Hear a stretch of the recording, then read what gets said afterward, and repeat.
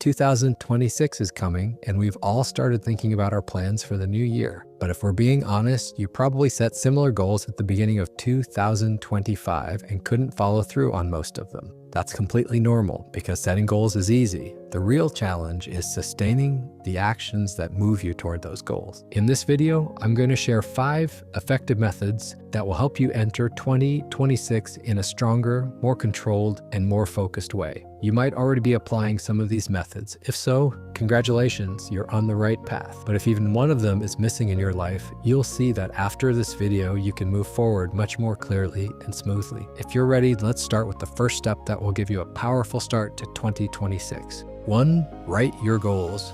Yes, it's that simple. Science says it really is this simple. In one study, people were divided into 2 groups. One group was told, set your goals, but don't write them down. The other group was told, write your goals down. The result, the group that wrote their goals achieved 42% more success than the group that didn't. 42%. That's not a small difference. That's a life-changing difference. And doing this doesn't even take a full minute. I personally write my goals in the Notion app. It makes tracking them very easy. So let's start by writing our goals first. Now let's move on to the second step. This is where a part of your brain enters the game. 2. The Reticular Activating System. This system is the filter in your brain that decides what you notice. For example, you want to buy a new car, let's say a Clio. Suddenly, you start seeing Clios everywhere. That's because your brain marked it as important. It starts putting it right in front of your eyes. That's why if you write your goals down and then put them aside, this filter won't work. So what you need to do is very simple. Review your goals every week, or even better, every day. I usually set up my weekly structure on Sunday or Monday. I look at what I aim for that week, what I managed to do, and what absolutely needs to be completed in the coming days. This process takes no more than 10 to 15 minutes, but its impact is far greater than you might expect because you're telling your brain, these matter, don't forget them. The real problem is this: we all set goals, but if we don't make them visible, we forget them very quickly. And that's when everything starts to fall apart. When you keep your goals visible, tracking becomes much easier and you clearly see how much smoother your progress actually becomes. 3. Track your progress. Research shows that people who regularly track their progress reach their goals at a much higher rate. The logic is simple.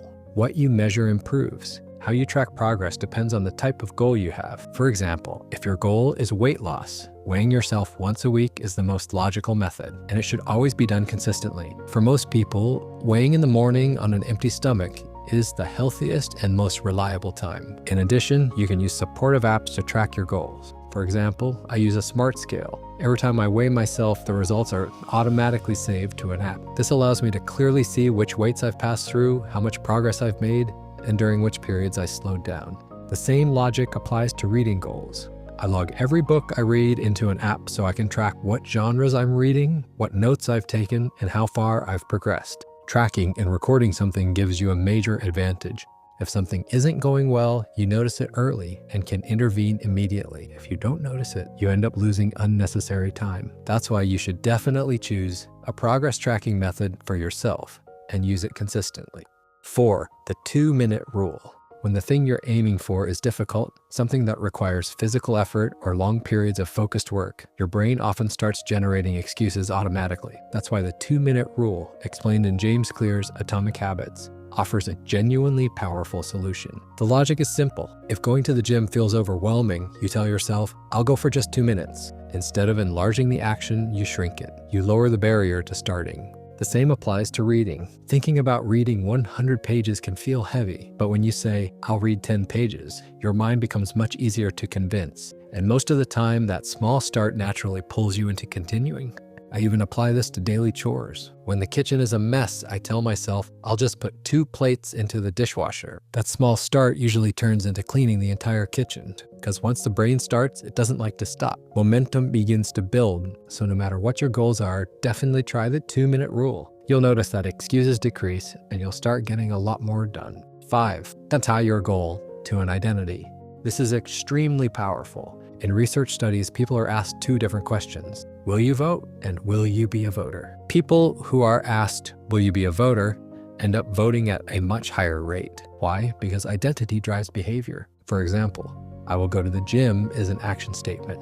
But I am someone who works out is an identity. I will lose weight is one thing. I am a healthy man is something completely different. I'll give you a personal example from YouTube.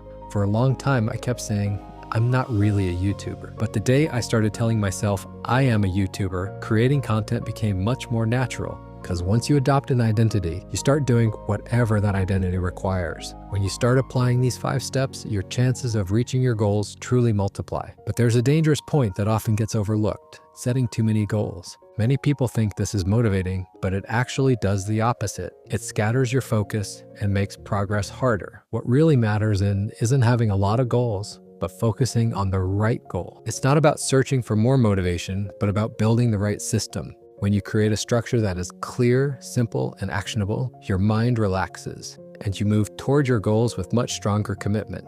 Thank you for watching. If you want more content like this, don't forget to like and subscribe. You can also write your goals in the comments. See you in the next video.